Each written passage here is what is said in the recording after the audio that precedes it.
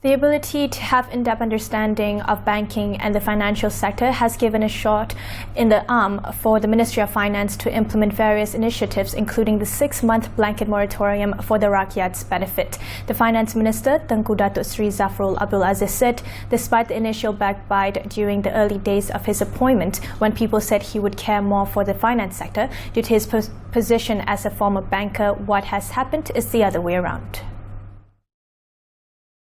I was a banker for most of my career, right? And of course, my fellow bankers are still in banking. But what's important is the focus to help other fellow Malaysians. So my understanding, of banks, together with my colleagues, ex-colleagues in banking, we wanted to make sure that what the initiatives that banks have done so far will benefit the people. So I think actually it works the other way around, right? So through my experience in banking, I'm able to then communicate better with some of my ex-colleagues in banking to ensure that we have the best initiative given the difficult challenges faced by Malaysians. When asked on the targeted approach moratorium, Tengku Zafrul said when the initiative was announced under the Prihatin Rakyat economic stimulus package, about 7.7 million people, including those who were not impacted financially by COVID-19, had taken it. As you know, about 7.7 million Malaysians took the moratorium initially, right? Slowly now less, and we are estimating around 3 million Malaysians will then take this targeted moratorium. So I hope this will be, this will help, especially Malaysians who have lost their jobs and Malaysians who have had a pay cut. Okay.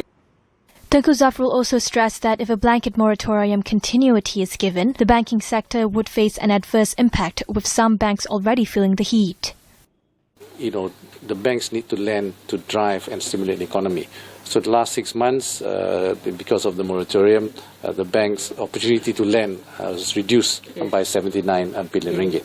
But having said that, this has to be balanced by the need to support rakyat and also the need to support the businesses.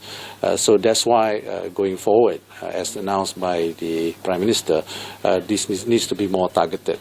He told Bernama this in an exclusive interview on Thursday. Yesterday, Prime Minister Tan Sri Muhyiddin Yassin, when announcing the moratorium extension and targeted approach, said, while the government recognises the economy is on a recovery path and a vast majority of Malaysians are back at work, this positive scenario does not apply to all sectors. Hence, the government made the decision to extend the moratorium for the most deserving ones after discussing with the Finance Ministry and Bank Negara Malaysia. Among others, Affin Bank has said that under the 6-month blanket moratorium, the financial institution has incurred 80 million ringgit in total losses for not charging its customers for 6 months under the moratorium. Its president and group CEO, Wan Razli Abdullah Wan Ali, said 63% of its 45 billion ringgit loan book is currently inactive under the moratorium. According to Bloomberg data, Affin, whose majority shareholder is the Armed Force Fund Board, has the smallest market capitalization of 3.23 billion ringgit among the 9 banks in the country. This is followed closely by Alliance Bank at 3.31 billion ringgit, Bank Islam 3.29 billion ringgit, and M Bank 8.89 billion ringgit.